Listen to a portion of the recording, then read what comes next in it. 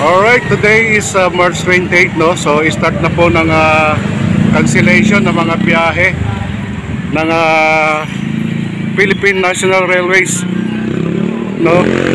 So, mapapansin nyo, starting ngayon, wala na pong bibiyahe ng mga train, no, ng Philippine National Railways. Ayan, so bibigyan po ng daan yung proyekto ng North-South Railways Commuter Project. So meron pa po ritong empleyado ng PNR. Bigyan po natin ng kapanayan po natin. Kamusta po kayo ngayon, sir? Isa pong empleyado ng PNR. So sir, ano po yung proyekto natin ngayon ng Philippine National Railways? Yun na, yung patuloy nila yung bahati nilang ngayon, kaya separation muna. So, ilang years po abutin, sir? 5 years daw, sabi na hindi ma'am. 5 years. So, paano gagawin sa inyo yan? Kasi 5 years kayong mabakasyon kayo nun? Yung iba dadalhin daw doon sa Lucena, papunta. Ililipat po sa Lucena. Pero hindi lahat. Ang pagkalam ko. Pili lang, pili. Oo.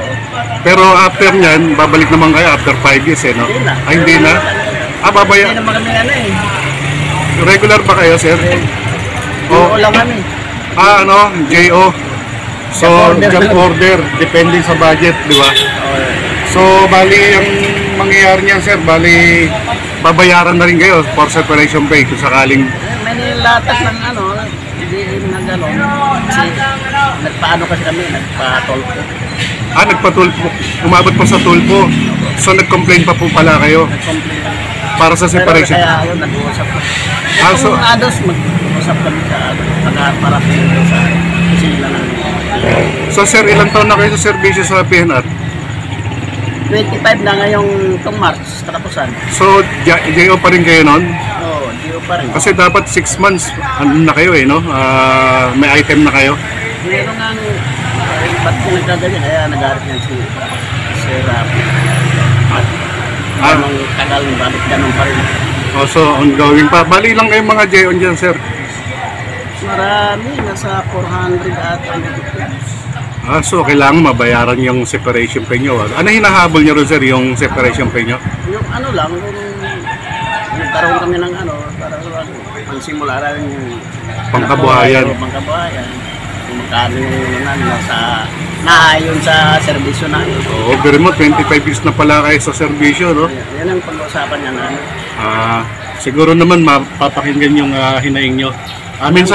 Mensahe niyo po kay Pangulong Bongbong Marcos, baka sakaling po kayo, mapanood po kayo.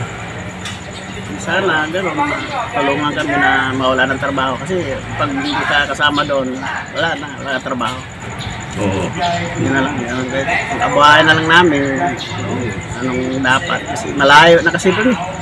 Yes, sir. Ang pamilya namin, ako, taga-Bulacan ako, dadalhin ako doon, laki ng pamasahe ron, wala kami walang tirahan doon. Ganap na kami ng mga upahan. So, ibig sabihin, hindi na paghanda ng mga ng mga JO. Hindi na panda ng yung management. Kung hindi pa kami nagreklamo, saka pa sila nagpumahog ngayon. Parang nagkampante. Oo, inaaraw-araw na nga kami. Puro So, malungkot pala yung sitwasyon niyo, sir? Talaga malungkot. Pag hindi ka nakasama doon, wala trabaho, standby. Kaya yun, paano kami kaya nagpapagaling sila yung gano'n namin. Sana ma-grant niyo po yung hinihingi niyo, sir. Oo, ito, uusap kami ito. Wala ko kayong mensahe kay Pangulong Bongbong Marcos? Sana karoon kami ng anong may tulong sa atin. Maganda. Mayroon man may tulong sa atin. Salamat. Sige po, sir. Maraming salamat po. Mabuhay po kayo, sir. Thank you po. Ayan, may kasama siya. Kamag-anak ko. Kamag-anak yan. Sa mga kasama ko, mga crossing keeper. Gusto na kayo. Ano lang kayo dyan? Ano, pagkikita tayo sa Ados. Siyempre. Ay, yung presidente niya, sir, sa ano nyo? Ay, litman namin yung pinaka-pagsalita. Mensahe kayo ano, kay Senator Tulfo. Si Idol, Sir Rafi, salamat sa tulong sa pagkita namin sa amin. Sa itong Ados, nakita lang. So, kailan pa po kayo dumulog kay Sir Rafi? Ano pa? Isa ng 18, tapos 22, bumalik. Ay, grabe nun, tagal.